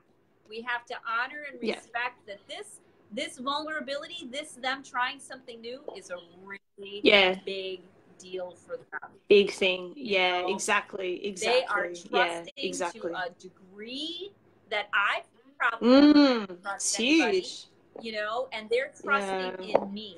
And so when someone's behaving in narcissistic ways, you know, it took me years to get through my wounds around it all. But once you get through a lot of the wounds, you know, then you're like, okay, I can stay in my rational mind, and this is how we're going to help you grow. There's a spiritual philosopher named Eva Paracas from the 1950s. And her writing's has a heavy Christian bent to it. But one of the things she would say was, the person who is more spiritually evolved is responsible for the direction of the relationship. You know, so if we've done our work, you know, and we are healthy and we are grounded, then if we choose to be in a relationship with someone, if we choose to walk next to them on their journey, then we have a responsibility of helping guide the relationship, because we can see a bigger picture. We know where they're at. We see where they're going. You know, and when we abdicate that responsibility, I've got another close friend who's always been kind of hands-off in regards to raising their kids. And now their kids have a lot of problems, and they're in their 30s. And, you know, had still gone with the route saying, well, I'm doing everything that I can. I'm providing a roof over their heads. I'm making sure that they have food. The switch happened when they said, oh, I can help guide them too. I can go and say, look, I know this is tough, but I might suggest this because this is what's really helped me. You know, so we get out of the, you know, you're a narcissist, I want nothing to do with you, and I'm cutting you off, and I'm shutting you, Mom, I'm never going to talk to you ever again, you know, to realizing we have an impact and an influence on the people around us. And when we exhibit those behaviors, it imprints on the people around us. And narcissists, one, will not treat us in a narcissistic way, you know, because now we're a formidable person who's going to challenge them to raise their game. And because they're getting from us, they're being heard They're being seen. And so they're able to evolve as a person, and they stop clinging so tightly to those survival behaviors, and they're able to start thinking in a bigger way, like maybe I can have a relationship with somebody else. Maybe I can trust and be vulnerable and be intimate. And that's when the shift happens. That's when they're able to go from narcissist or narcissistic behavior to someone who is a wonderful companion or friend in life, you know, and because those same qualities that were manipulative and awful and hurtful and cruel is that same empathy and that same depth, and they can still bring that out, and so they can create such a beautiful connection because they've got that capacity now. You know, they don't just have capacity for evil and wrongdoing. You know, they have the same capacity for intimacy and sensitivity and love. And my job is to help keep bringing that out by hook or by crook in any way that I can, so that they can evolve as a person, because they have that much value to me in my life. They give me enough for me to go through my drama and journey. Absolutely. That's so true. It's enabling them to change their narrative about themselves, you know, and this is the whole problem in society, when people have a negative sense of self, about themselves, about where they come from. You know, this is the whole problem, is that, and actually I'll raise something that's specific to what's happening in Australia right now, is that so we obviously have an Indigenous community, Aboriginal community, and there's this a beautiful thing going on now in hospitals where Indigenous healers, so Aboriginal healers, are actually working alongside doctors. So doctors are actually, they're set up in the hospital, the Aboriginals, and they're actually doing Indigenous healing that's been around for thousands of years, and this is helping to recreate this acknowledgement of what so many beautiful things, their wisdom and their knowledge. And this is part of the healing of this gap that is still in Australia. And you know, because we had the stolen generation where Aboriginal children were taken and put in the houses of white people, of Australians.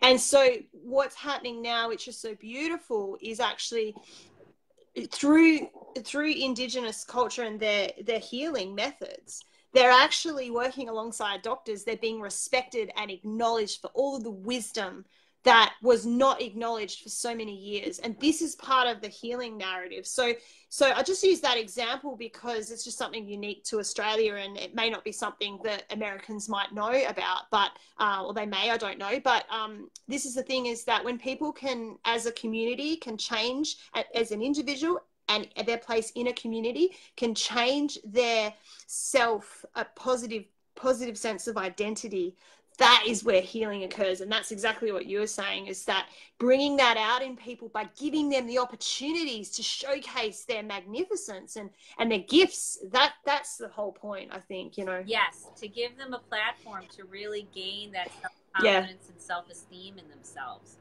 And so exactly. Part of it is, you know, there are so many, because of the stress and overwhelm, you know, so many people are behaving in a narcissistic way, and which means to me that they've got both that deep sensitivity and that deep feelingness, as well as a strong sense of self-preservation. And so they've got those two things. And so if we're going to be surrounded by narcissists, it's in our best interests to relate to them while we're in the most grounded, safe, rational place that we can be. And so it's good to be able to spot this. And so the people who tend to be narcissists that I've run across in my life, and it's kind of a pattern, is they've got this ability to what they call love bomb you know, and they'll make you feel like you are the most special, important, and valuable person in the whole entire universe. And they're able to give you this emotional vulnerability, you know, like you were saying. They're able to dole out this piece of intimacy and this piece of intimacy.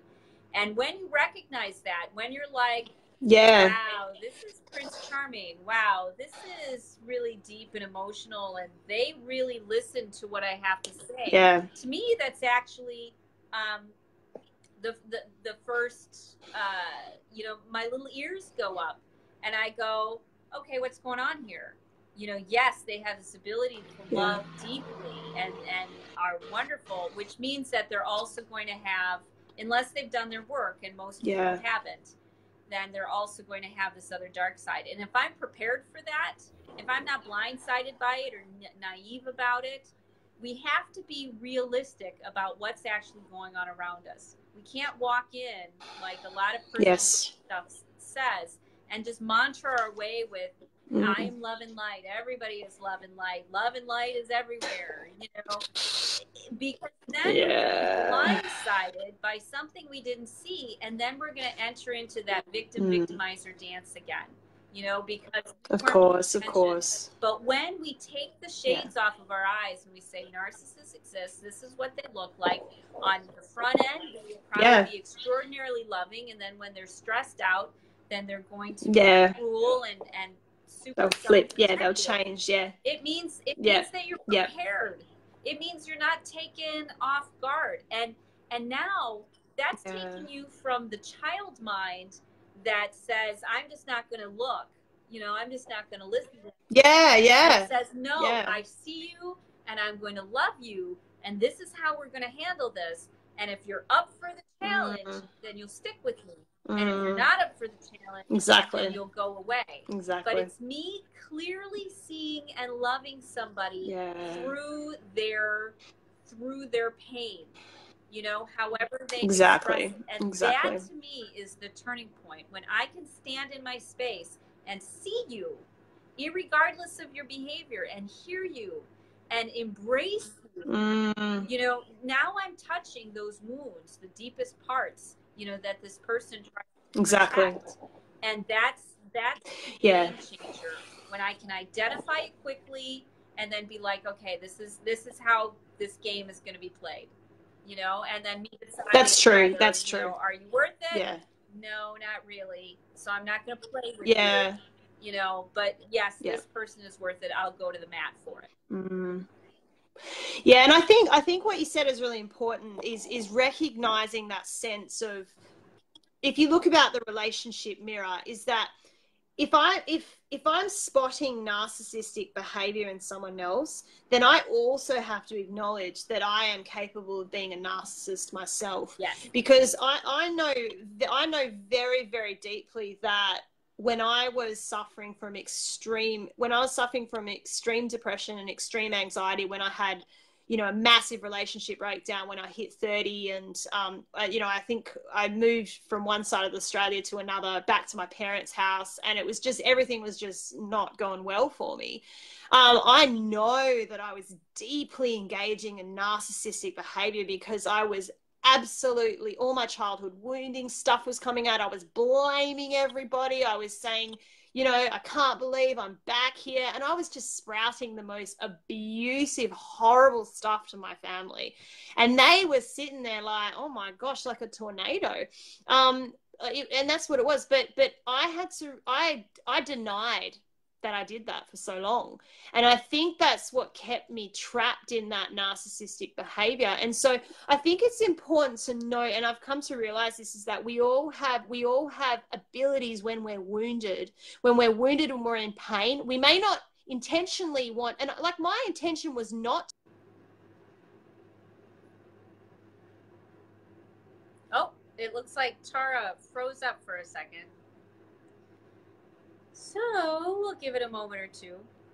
But I love what she was talking about. You know, she was talking about how we all end up being narcissists ourselves when we're in that deep pain, when we're struggling for fight or flight. You know, we have that survival instinct.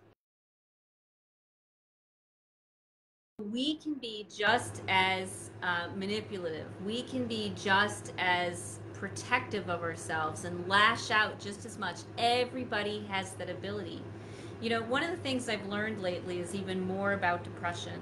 And I was talking to my psychologist about it.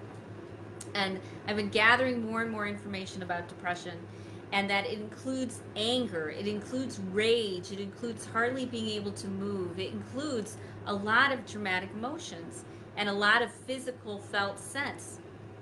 And so I said, I recognized, I was like, you know what, I was probably clinically depressed until I was in my 30s. Okay, let's bring Tara back on. Okay, awesome. I was probably clinically depressed until I was into my 30s, but I didn't recognize it until recently that that's what I went through. So if we don't recognize when we are narcissists, hey Tara, nice to see you. So I was Hi, sorry, I had a call coming in. In, which is crazy that does that. Yeah, I had a phone call, right. So I didn't answer it. I just deleted it. Right, anyway, that happened to me too. I was saying that. So annoying. Until recently, in fact, like within the past few days, I spent some wonderful time with my sister at a Korean spa yesterday, and so I had like 7 hours. Oh, nice. Saunas, beautiful. Ooh. Whirlpools and things, and a whole nice sensory experience.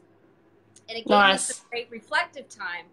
And I've been learning a lot more about depression lately, how depression includes anger and rage, and it includes all hugely, yeah. And huge. And I sat there thinking, it came to the surface of my brain that I was probably clinically depressed until, probably about 30. And I never recognized it. And so what happens when we don't recognize in ourselves when we are narcissists, when we don't recognize in ourselves that we have been, depressed or anxious or people. Yeah. And lashed out. Then we end up judging everybody else. And so all these things on Facebook that are all about, you need to cut them off, and narcissists, and the world's going to come to an end, and they manipulate you, and they hook you, and they bring you in, and I mean, it's terrible. Yeah, it's like everybody else is the problem. Yeah, exactly. If this narcissist hadn't come into my life, then, my life would be great. Instead of recognizing that there are all times that we exhibit this narcissistic behavior. Of course, 100%. And we feel justified when we do it, because we're like, so much pain, because I'm struggling so much, because this is so hard that I need to look out for number one, first and foremost. And we recognize that in ourselves. We recognize that we too are narcissists. Who have been clinically depressed, then we can't have any passion for anything else, because we're always judging them for, why are you like that? I'm not like that. I would never. No, wait. You probably have. Ask around. Exactly. Ask the people that have known you the longest. Is what I always say. Exactly. And like that's what I love about my family, is they keep me very grounded, because I have lived a life of extremes, and I'm very happy to admit that. I've gone from to being a teacher to being a professional actor, and I went to Los Angeles, Hollywood, California. I went through all that crazy ride, and then I went back and lived across the other side of Australia, and then I moved somewhere else, and I've just been this forever gypsy. But I've always been like that, and I've only now am starting to kind of settle.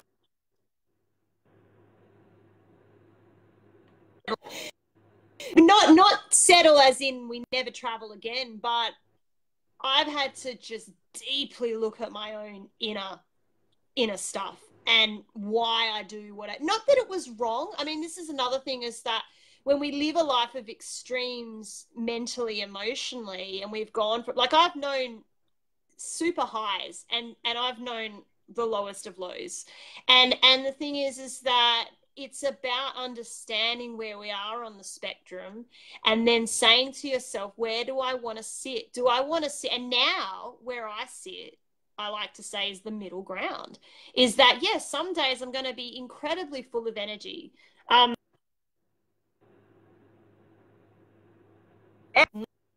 functioning. But if I can return to a place and have strategies of inner ground, and that's not about happiness. For me, it's about peace. It's about being accepting of where I'm at. And the middle ground is not necessarily being happy all the time.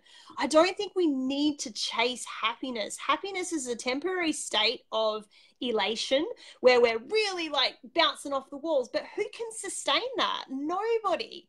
And it's in our attachment to the highs is where we get caught. It's in our running from the lows and not accepting that we fluctuate as emotional beings. We are energy in motion, and we're not just this perfect thing that is constantly in a state of grace. We're just not.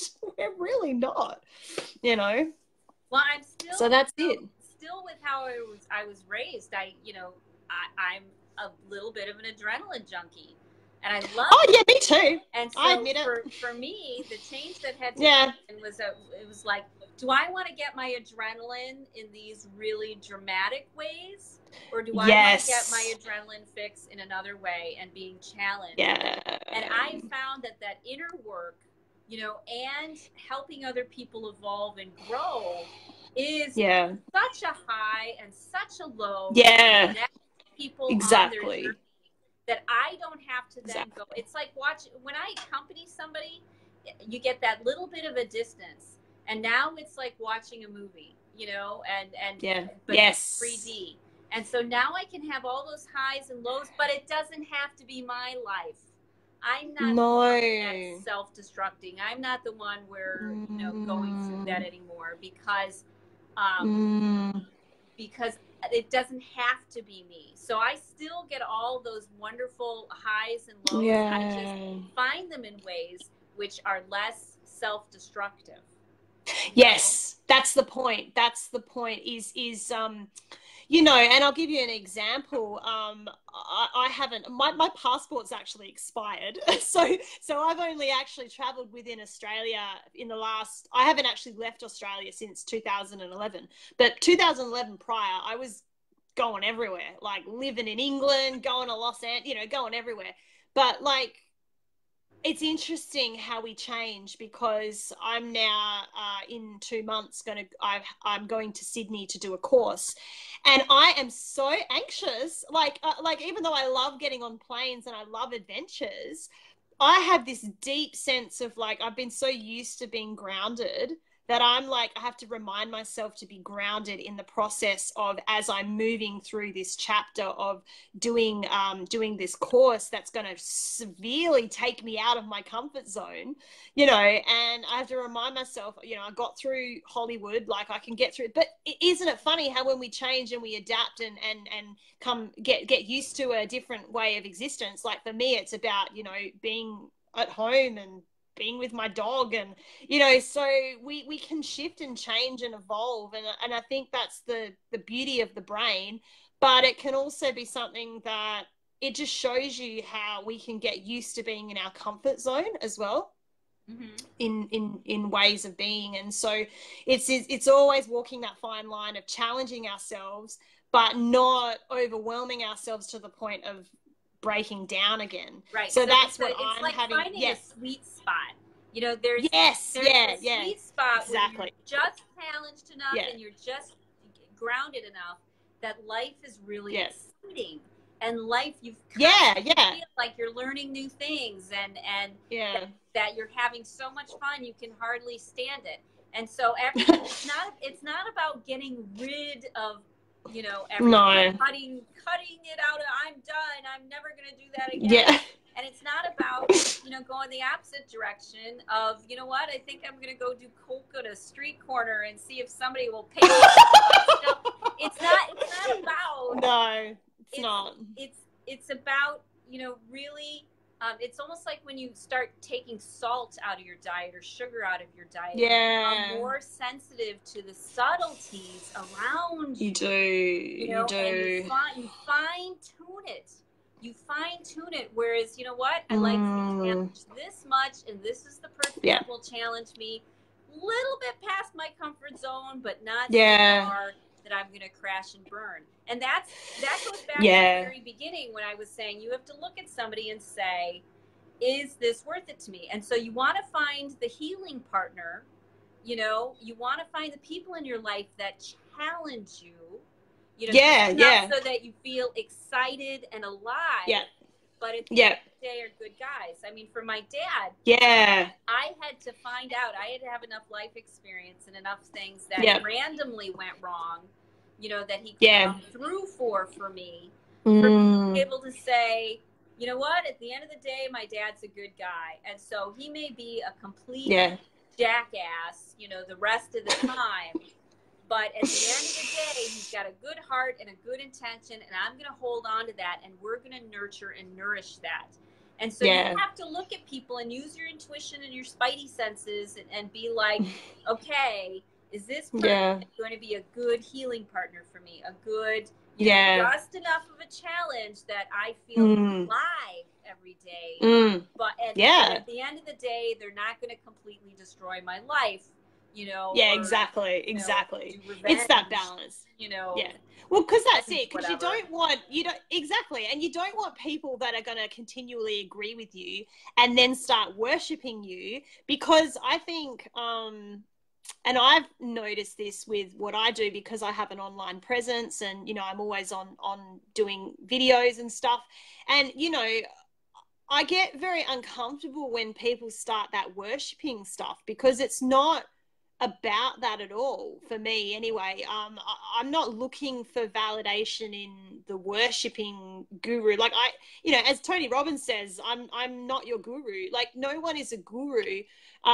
It's more about just, hey, I'm just sharing my journey, and you know, that's what it's about, is just sharing your journey and saying, you know what, I'm so not perfect. You know, being on a public platform does not equal perfection. It does not equal being an expert in any means. It might mean that we're used to talking about it more, and we're our skills in communication and articulation are there. But to all those watching, you know, and I'm sure you'll agree, Rita, is that we all still have points in our life where we deeply struggle. And you know, that's why I'm very honest about my journey and struggling with anxiety. And and even now, to this, in this very moment, I think about in 2 months' time how I've got to raise my vibration to this platform of you know, being in a public arena and challenging myself again in this course, because it's a very of a public nature. And part of me, the safe part of me, is freaking out. But then there's always that part in us, isn't there? That's that adventurer. And we have to tap into that. And that's important, to have people around us that know that there is a risk taker there, and we can do it. We just have to allow ourselves the opportunity as well. And so I pick the people to be around me in my life to be ones that, you know, there's a little bit of a gamble. I kind of say to myself, maybe this will turn out, maybe it won't, but I have a good feeling about this. You know, and it keeps things very fun and very exciting, and other people get to heal too. I get to go through my process, and the world becomes it's really about gathering the people around you that will make you feel most alive. And narcissists, you know, they've got some of those problems. You know, they're that's true. Feel alive, man. You know, because they will. The thing that we do anymore, the idea that people have is, and it comes from 12-step programs, a lot of detachment. People talk about detachment a lot. And, you know, one of the things that they'll be like is, you know what, you can just sit in your own shit. That's actually a line. You know, I'm just going to let them sit in their own shit. And I sat there thinking, you would let somebody do that? I mean, for how long are you going to let them be there? You know, before you're like, you know what, here's a towel, here's a hose. You know, we're so used to abandoning each other, you know, and saying, you know what, not my monkeys, not my circus, not my problem, not my this, not my that. And like my friend with this son, one of the reasons people like me is because I give good advice. They're used to being in therapy sessions or working with people where it's all about, you know what, you're on your own. I don't know what you're going to do. And sometimes that's really helpful. I do that too. You know, it's like, it depends. This is so exciting. This is, you know, I'm on the edge of my seat. What are you going to do? Yeah, let's see. Yeah, exactly. Right, but we're so comfortable cutting people out. and shutting them off and putting up that wall and that golden bubble, surrounding ourselves with the golden bubbles. Yeah. Those people stay out there and I stay in here. We're so comfortable with that. And that's because there's an iPhone. There's always a phone between us. Most of the times we interact with people. Let's be honest. Let's be real. We got a phone between us, and this is the problem, is that it distances us, I think. But when we've got someone sitting in front of us, this is why when it's so powerful. And I think that counselors and healers, that they'll never go in life, because people need physical connection in person. They need that. It holds them accountable in person. Right. We can just turn the phone off, and that there's no accountability there. It was like, no, I don't want to hear that anymore, and we turn it off. Yes, it's exactly. Yep, that's what we do. Hey, do you know what time it is on your end? I don't know. I don't know. I think we are. I think we've been going for at least 2 hours. Okay, so we should probably wrap it up. Isn't that funny? It went so quick. But yeah, I took a look about 10 minutes ago, and we were at about an hour 50. So I would say we've been, at the 2 hour mark. So we have been given lots of great info. Yes, we have. So, okay. So, if you're feeling stuck around narcissism, you've got 2 experts here. You've got Tara and you've got myself. And, we're tagged in this. You can private message us, you can call us. Coaching, we both help women. I help exclusively women work through these challenges and get strong enough and healthy enough and functional enough that we can really be the change that we want to see in the world. Exactly. Everybody tells us, be the change you want to see in the world. Well, that's awesome, except when you're exhausted and worn out and overwhelmed. Yeah. You can't change anything except sit there and, pray. So we help women get to that point where they can really make an impact on the people they love, on their relationships. They can create good relationships, and they can stand in that power. And they know that they can any day, any moment, all the time. And that gives you such a level of confidence and security and peace. Yeah, that you can't get exactly. any other day. So, any to wrap up with, Tara? Oh, okay. So, I want to say thank you for having me on and continuing to have me on. I love our connection. It's so powerful when we come together and speak about this, because we've all got different perspectives. And I think in the end, and I do work with women a lot as well. I do work with men too, not as much as women, just because I find maybe because I'm a woman, women come to me. But, what I've learned from dealing with men and women is that really in the end, I actually think men and women want the same thing. They want to be heard and seen and validated, and just they want respect. Like, everybody ultimately needs respect in life. We may not get it from the people around us, but that's where that's a sign from the universe that we have to check in with ourselves and give ourselves the respect. Because if we're honoring ourselves, then we're teaching other people how to honor ourselves as well. And that's what it's all about, is teaching others how we wish to be treated. But we can't just expect it from other people if we're not giving ourselves that respect and love. We have to give ourselves that, and that is through boundaries and hoop jumping and climbing the hill, as we've said in all our analogies and that. So that's what I'll leave you guys with there. Yeah, great. And that's what they mean when they say, when you respect yourself, other people respect you. And when you love yourself, other people love you. And that respect includes doing the things that you need to do that keep you feeling good.